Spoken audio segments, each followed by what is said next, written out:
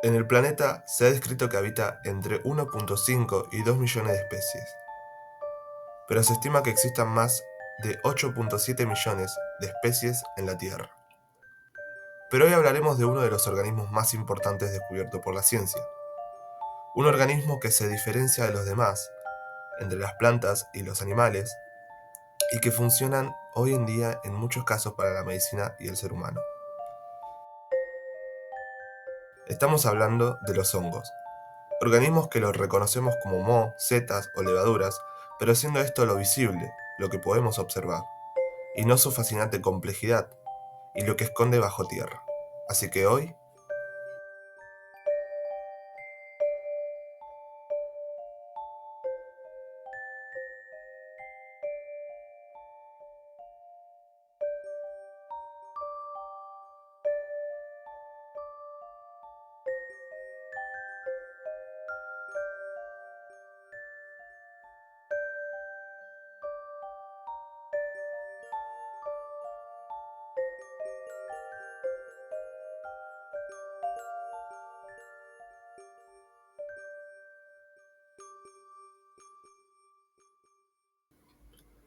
al hablar del hongo, ¿pensamos principalmente en esto? ¿O también pensamos en esto? Pero en realidad, eso no es todo el hongo. Eso es la seta, el fruto visible del hongo, lo que se debe entender como el órgano reproductor. Pero la parte principal del hongo está por debajo de la seta, llamado micelio. Esto de aquí es micelio, y esto de aquí también es micelio. Es una red formada por filamentos llamados hifas, siendo esto la estructura de la célula del hongo.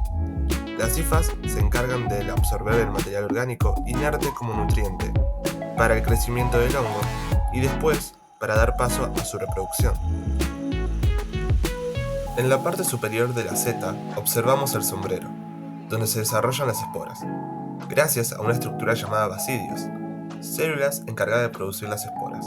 En la parte inferior, esa que estamos viendo, del sombrero, están las láminas, donde los basidios liberan las esporas.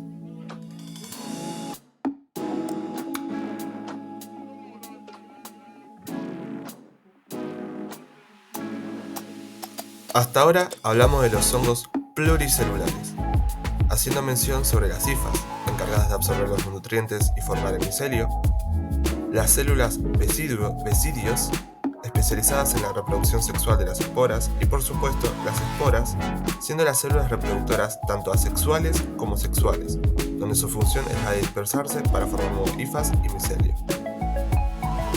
Hay hongos que son unicelulares también. El ejemplo más cotidiano son las levaduras, y otros como los hidrodimocotas, hongos marinos que afectan a los anfibios. No poseen hifas, pero sí pueden llegar a formar pseudohifas, que estas son células divididas pero enlazadas con unas con las otras. Su reproducción es asexual, por quemación. Aunque se pueden reproducir sexualmente formando ascosporas, se alimentan de la misma forma que los hongos pluricelulares. Además, si bien también los pluricelulares pueden hacerlo, los hongos unicelulares pueden ser aeróbicas y anaeróbicas, o sea, viven del oxígeno o sin este, haciendo una fermentación alcohólica.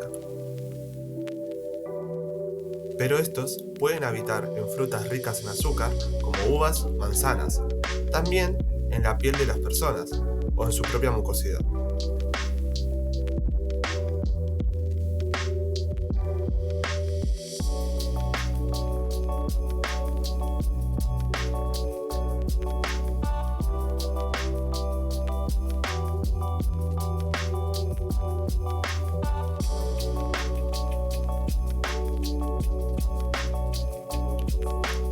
Antes de 1969, se creía que los hongos pertenecían al reino de las plantas, llamados plantas imperfectas o plantas pobres.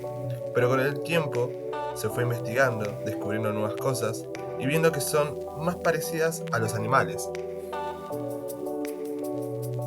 Como sabemos, las plantas son autótrofas, lo que quiere decir que fabrican su propio alimento. Caso contrario al hongo, que éste se alimenta de compuestos orgánicos, siendo esto que es heterótrofos, como los animales. Se clasifican como saprobiontes, esto quiere decir que degradan material orgánico en descomposición o muerto. Simbiontes se juntan con otro ser vivo para sobrevivir, beneficiándose mutuamente cada uno de la especie del ser vivo dependiente del hongo. Comensales no aportan en el medio nada, simplemente habitan y sobreviven en él. Y parásitos, estos se alimentan y existen de otros, simplemente asesinando al ser vivo o el huésped. Tanto la célula animal, vegetal y la de los hongos son eucariotas. Tanto las plantas como los hongos poseen una pared celular, solamente que la de los hongos son compuestas por quitina y no por celulosa. Las células de los hongos son heterótrofos, por absorbancia, o sea que disuelven los alimentos con enzimas en el exterior y luego las absorben, a diferencia de las digestivas que se realizan por el sistema digestivo.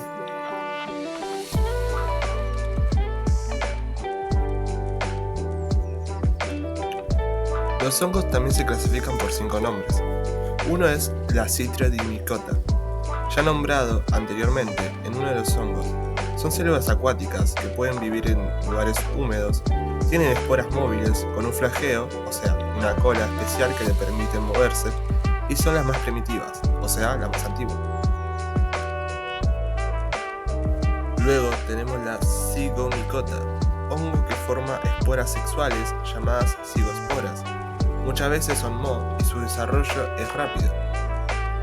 Lo que vemos en la parte superior vendrían a ser las esporas, y lo que vemos en la parte inferior debajo de las esporas vendría a ser como un propulsor, algo que le permite expulsar las esporas al generar una presión dentro de esta y expulsarlas como si fuese un disparo.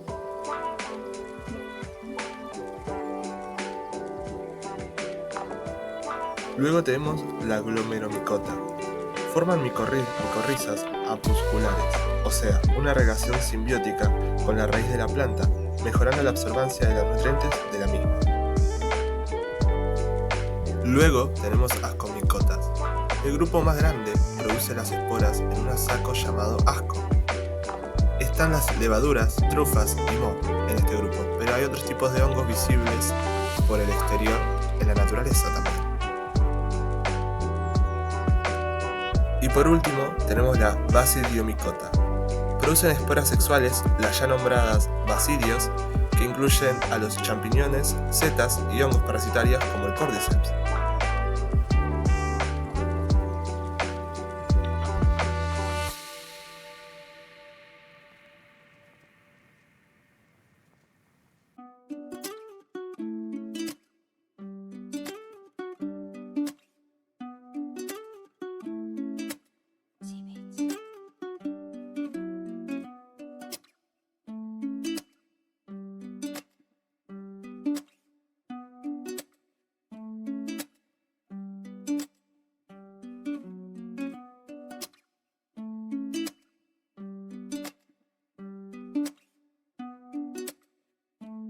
A partir de la fabricación de una de las amenazas más grandes para los océanos, el plástico. Fue diseñado para ser duradero. Esa es su ventaja y su principal amenaza. Cada año una media de 8 millones de toneladas de residuos plásticos ingresan a los océanos del mundo. Esto equivale a un contenido de un camión de basura. Por cada minuto que pasa, la acumulación es crítica, y con más de 150 millones de toneladas ya presentes, los fragmentos menores a 5 milímetros. Esto se genera por la lenta degradación del sol y a las olas. Organismos marinos, desde el zooplancton hasta los peces, ingieren estas partículas. Los microplásticos actúan como vectores de toxinas, transfiriendo contaminantes químicos a través de cadenas tróficas. El problema es global y complejo y requiere de soluciones que operen a nivel molecular. Esto ya que muchos de los residuos de plástico proporcionan por polietileno, PE, cuyas siglas son. Siendo que los desechos plásticos en el océano no son inertes, forman un nuevo ecosistema, uno que está en constante evolución y que los científicos han denominado como la plastifera. Es un mundo microscópico de bacterias, algas y hongos que se aferran a esta nueva superficie. Este hábitat que hemos creado también puede albergar nuestra potencial solución. Fue allí, en nuestros plásticos flotantes recolectadas en el corazón de la contaminación del giro subtropical del Pacífico. donde los investigadores del Instituto NIOS en Holanda hicieron un hallazgo crítico aislado. De estos desechos identificaron al hongo Parengiodontium album. Este organismo se suma a una lista muy corta de especies marinas que poseen la capacidad biológica de degradar polímeros sintéticos. Su descubrimiento fue clave, ya que si bien conocíamos bacterias, encontrar un hongo marino con esta habilidad abría una nueva puerta.